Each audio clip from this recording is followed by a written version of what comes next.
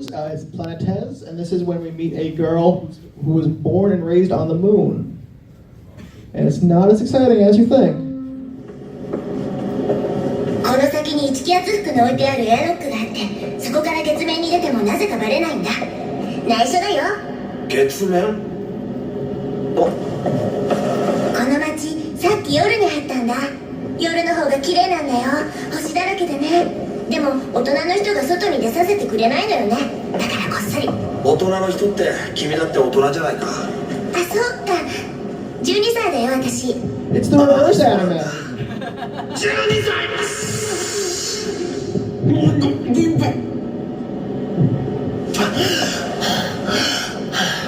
私ね、ルナリアンなの。月生まれの月育ち。世界に4人しかいないんだって。言わなかったっけ？ああ。父さんも母さんも月で働いているんだ。ここでイルメナイト採掘プラントの技師をしているの。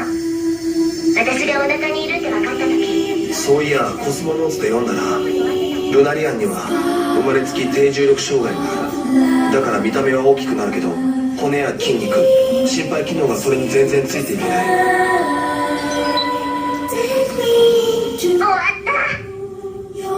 地球の重力には耐えられないからだ。月が故郷なんてすごいでしょ。自慢なんだ。ママ、両親を恨んだりしないのか。地球で暮らしたいって思わない？地球がどんなにいいところでもただ暮らしているだけじゃ意味ないもん。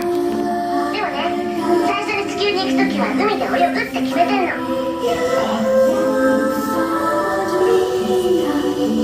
それにね、地球を知らない私の体の成長記録が宇宙生活病の研究に役立ってるんだ。その役目が落ち着くまで月を離れるつもりはないよ。それに研究が進むたびに私の体も丈夫になってるしね。それから地球は暮らしたいところじゃない。行ったことがないから行ってみたいとこ。私が暮らすのはここ。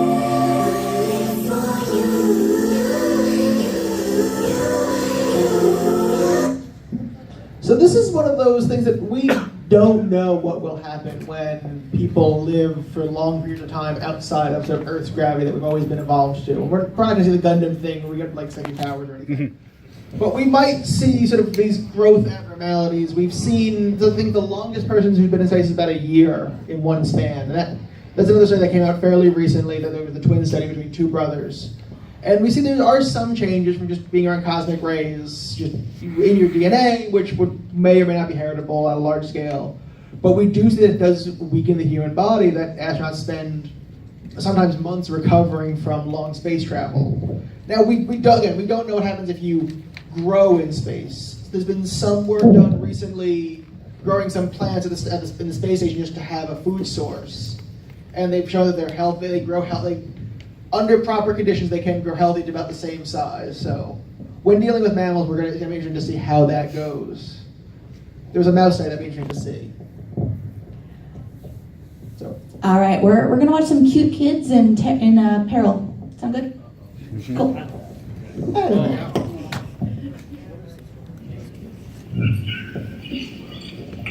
人の声、あの時とは違う。どうしたの？誰かいる。あっちだ。助けを求めてる。本当？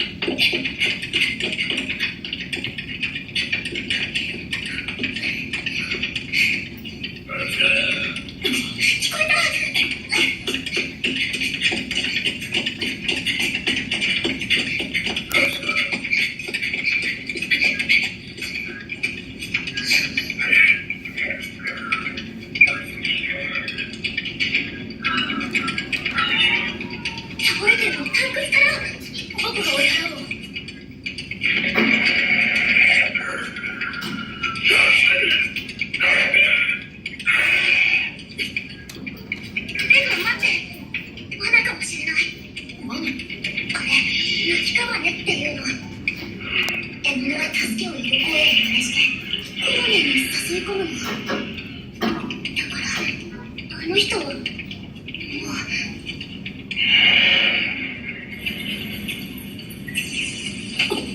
Did you guys see Annihilation. Pretty much the same thing.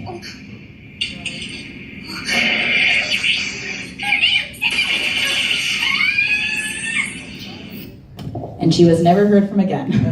That is a Made in Abyss. Great show if you just want to watch like children just constantly in horror and jeopardy.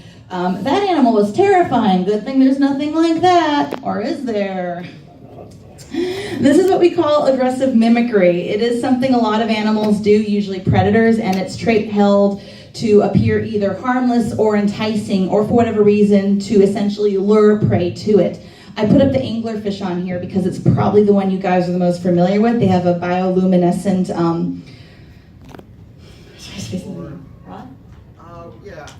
rod or angler, I think it's. Yeah, rod, angler, and it lures prey over to it and they eat it. Little fun fact, do you guys want to guess the gender of this guy? Anyone know? Yeah.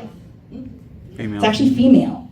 All the males look completely different. If you ever see what we think of as an anglerfish, the ones that show up, those are all females. The males look almost unrecognizable. So very, very sexually dimorphic creature. I used that one just because it was the one you guys know, but let's talk about a couple others you guys might not be so familiar with. So zoologists actually do use this term sometime, wolf in sheep's clothing. So there's a couple. So there's two different types of aggressive mimicry I consider, kind of talking about here. And the first one is to appear harmless. It's important to mention this is very different from just simply camouflage. So when you think of a predator, that's a little bit different because their purpose is to simply hide themselves. These guys essentially are trying to appear as something that would attract an animal over.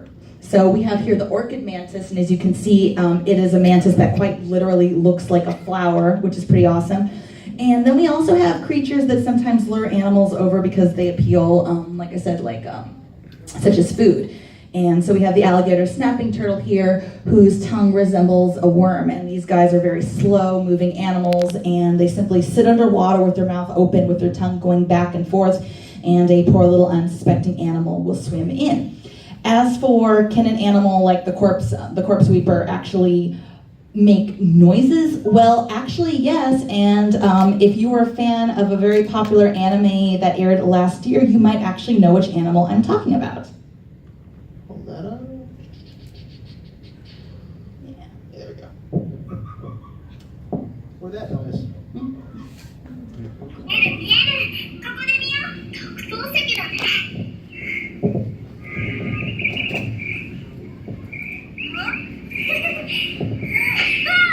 びっくりしたあなた何者それに声までアイドル大好きですからマーゲリは動物を引き寄せるために声真似をするんだってすごいですねどっちが話してるかわからなかったです That's from Komodo Friends, which is a really, really cute show, but it is incredibly accurate for a lot of the facts it teaches about animals. So margays actually do this. Got a picture of a real-life margay here. Pretty adorable. It's a teeny tiny, primarily arboreal cat that lives in South America, primarily Belize, and they have been observed mimicking the calls of tamarins. Those are a very small monkey, and they will sit in the trees and make this noise, and the tamarins will unfortunately just walk right into the margay.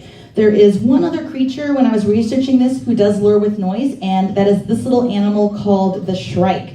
And shrikes are kind of interesting because even though they look kind of like a little Disney caricature, these are probably one of the most horrifying birds you'll ever hear about. They're an incredibly aggressive predator. They will eat anything, like I said, they think they can successfully attack. So lizards, smaller birds, they'll do mice, larger insects. And the thing about a shrike is their beak, even though they're a carnivore, is really, really dull. They cannot successfully kill their prey on their own. So shrikes get a little creative with how they kill their prey.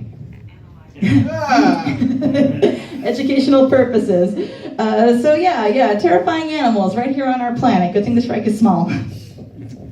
Let's go for some other characters in danger.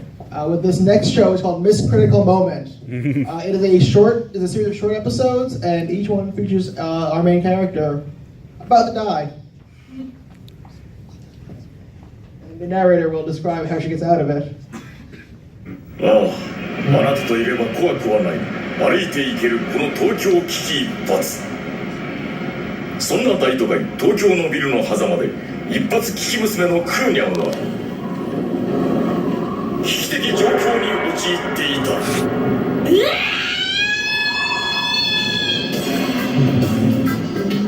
何どうなっちゃってんのこれ。落ち着いて思い出すのよクーニャ。確か今日は夕方からサークルのみんなとコンパに出かけて、そうそう、確かそこで私のこと高所恐怖症呼ばわりしたやつがいたんだっけ。またるんかい。上海の影間と呼ばれたクーニャ様を捕まえてないのが一人でこら。煙突のてっぺんだろうが北極のてっぺんだろうがどこでも連れてってくれ。そうりゃ今からみんなで行くのじゃ。というわけか。どうやら体力的にもすでに限界が来とる。とりあえず最悪の事態でも想定しておくか。例えばここから落ちた場合、どのぐらいの速度で地面に激突するか。ここは4階だから高さ約10メートルとして、エネルギー保存の法則を使ってこの高さに重力加速度を考慮して質量、つまり私の体重、比率、秒速を割り出すと時速。この連立方程式から時速を求めると時速50キロ。死んじゃうじゃないの私。そうと分かればグズグズしていらんだい。手と足で壁を押しながら屋上に這い上がるのが一番いいみたいね。いざ出発。扉が届かない。もしかしてこのビル微妙に傾斜してる。そう上がダメなら下に行くしかないじゃない。へっちゃらへっちゃらよっクラッシュ。説明すればなるまい。例えばマラソン、上り坂を走るのは辛そうに見えるが、勢いをセーブしつつ走らなければならない下り坂の方がもっと辛い。つまり真下に力のかかる現状でこのような行為はまさに命取り。諦めちゃダメよクーニャ。反対の壁を蹴ってあそこに飛び込む。ただし真横に蹴っちゃダメで、落下のエネルギーを考慮して斜め上に蹴るのが正解。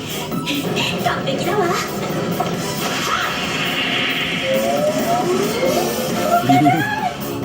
説明しなければなるまい。クーニャはケルガーのビルが微妙に傾斜していたことを忘れている。そのために蹴るエネルギーは横よりも上に集中してしまい、助かりたいという願い届かず。説明すればなるまい。クーニャの見落としていた事実、すなわち今から3分ほど前から彼女の下には3人の若者が立っていたということ。そして彼らがそこに立っていた目的が10番のパンツを見るためであったということ。なんでせよ、この記事を色気で乗り切ったクーニャンであった。So it's not a very smart or good show, but it does essentially go for physics problem, the sexy anime. I recommend if you're gonna find it somewhere. It's entertaining for